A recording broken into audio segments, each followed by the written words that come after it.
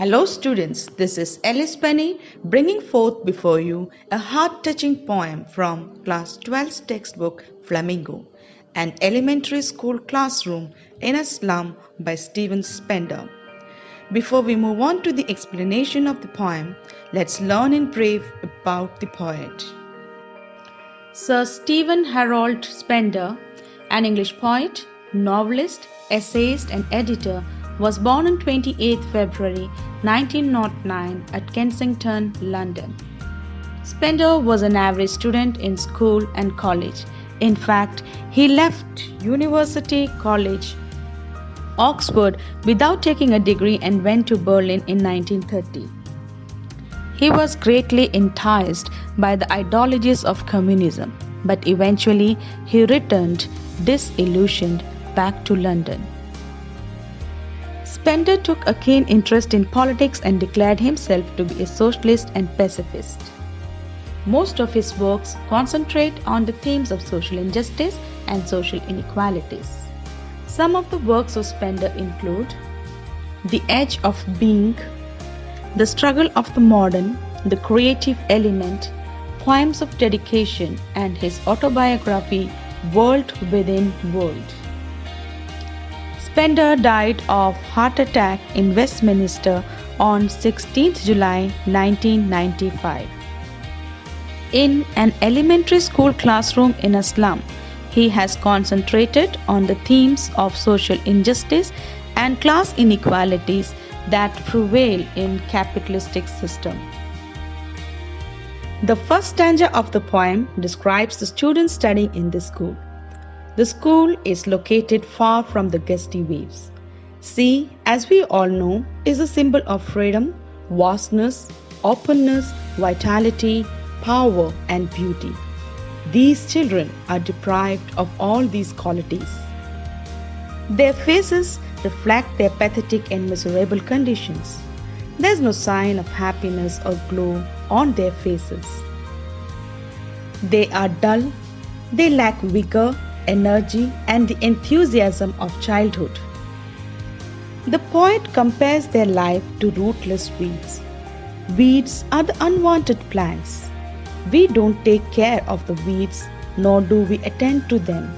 Likewise, these children are also neglected members of the society. Their lives have no importance to any member of the society.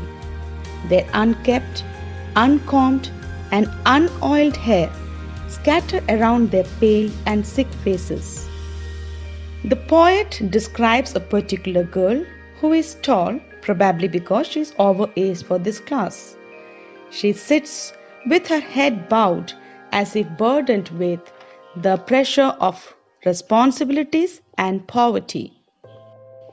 Then there is a thin boy who is terribly emaciated and has protruding eyes that seem to be searching for food all the time instead of concentrating in the class. Most of the students in this class suffer from malnutrition, but one student is called by Spender as the unlucky heir, who instead of reciting his lessons narrates about his illness. While all the students of the classroom have inherited poverty and despair of their parents, this unfortunate child in addition has inherited his father's gnarled disease. His physical growth is stunted and his bones are twisted due to undernourishment. But in this dull, pathetic and uninteresting class, there sits a sweet young boy at the back of the class.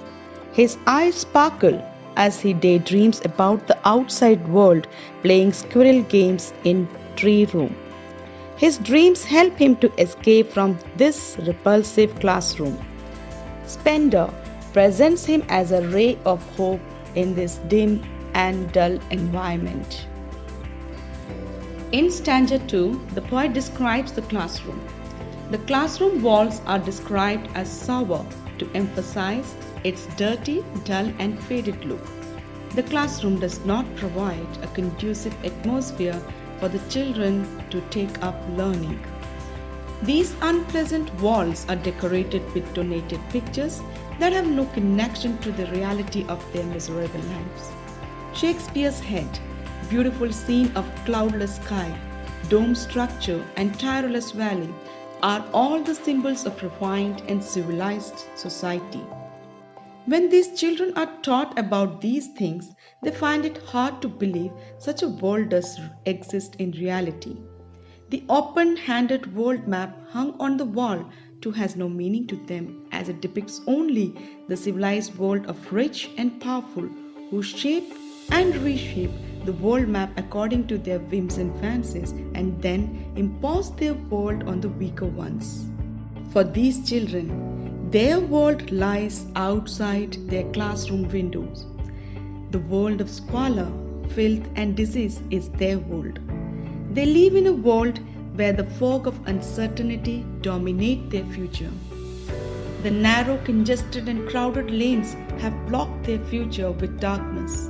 They do crave for openness, to experience the beauty of rivers and caves.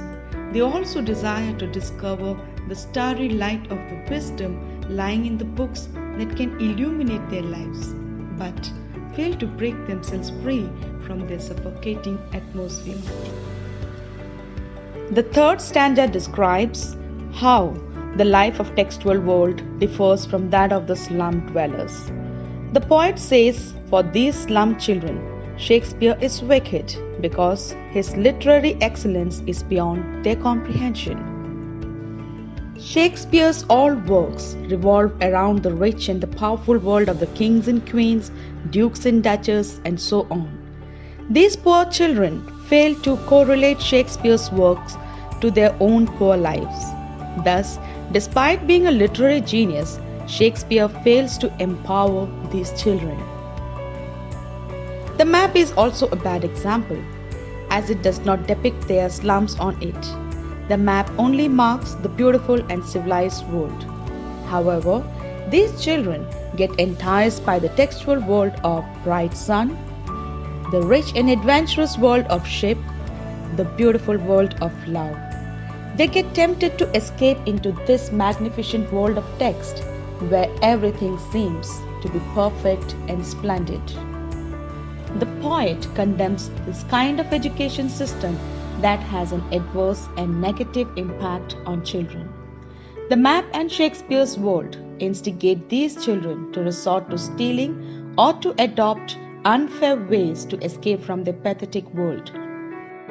But the reality remains that their every day begins in their cramped halls with the fog of uncertainty and ends in darkness of night in the same.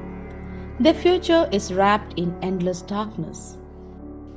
These children wander about on the heaps of garbage in miserable state. The poet says that they are so terribly emaciated that they seem to wear skins as clothes to protect their protruding framework of bones. The children with poor eyesight use spectacles made of cheap steel. If broken, they repair their spectacles with broken pieces of glass and continue wearing them, as they cannot afford a new pair of glasses. The poet says their lives are also shattered like smashed bottles. These children really don't know how the education imparted at school will help them to gather their broken and shattered lives. All their time and space is spent in their dirty slum. The civilized world feel ashamed to show these slums on their map, as they fear these living hells will tarnish the beauty of their map. In the fourth and the final stanza, Spender suggests the remedies and solutions to put an end to the pathetic life of the less fortunates. He makes a frantic appeal to the world of surplus to reach out to their lesser privileged fellow beings and to pull them out from the world of deprivation. The poet appeals to the government, the rich and the powerful to take initiatives to abridge the gap between the rich and the poor. He says, if the people in power, educationists and people with wealth show their potential will, then the map taught to these children can be made into a reality. The government and influential people must take up the responsibilities to break them free from their grave-like entrapments or catacombs. All the barriers that keep these children away from experiencing true freedom must be pulled down. These children should be allowed to enjoy the beauty of green fields, the symbol of prosperity. They should get equal opportunities to prosper in life. They should experience of how it feels like running free on the golden beaches under the open blue sky.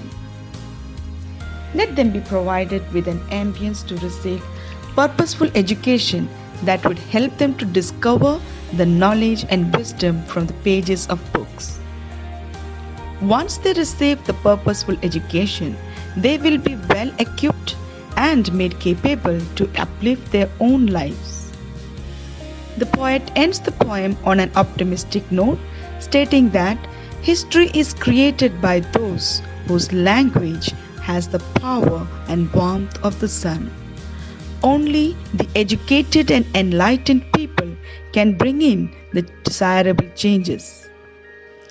Education enlightens, empowers, and instills the confidence in people to fight for their rights and stand for a cause. Such people make the history.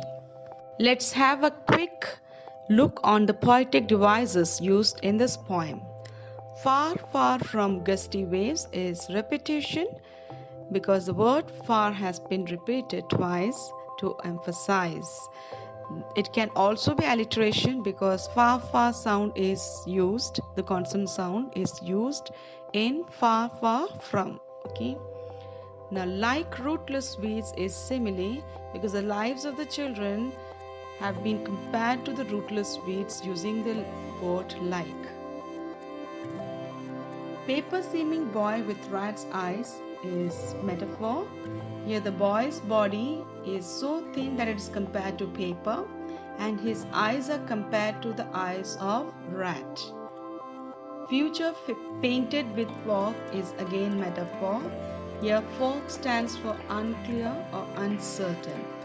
Sealed in with lead sky is metaphor. Lead sky stands for the bleak or blocked or dark future. Stars of words is metaphor. Surely Shakespeare alliteration. From fog again alliteration. Bear skins metaphor. The skins are compared to the clothes. Like bottle bits on stones simile. But if only bottle bits is given, then it will become alliteration.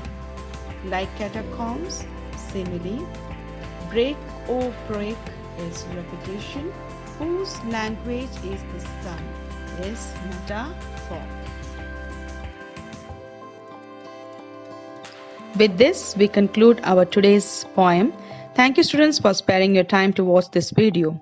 Hope you all found this video useful.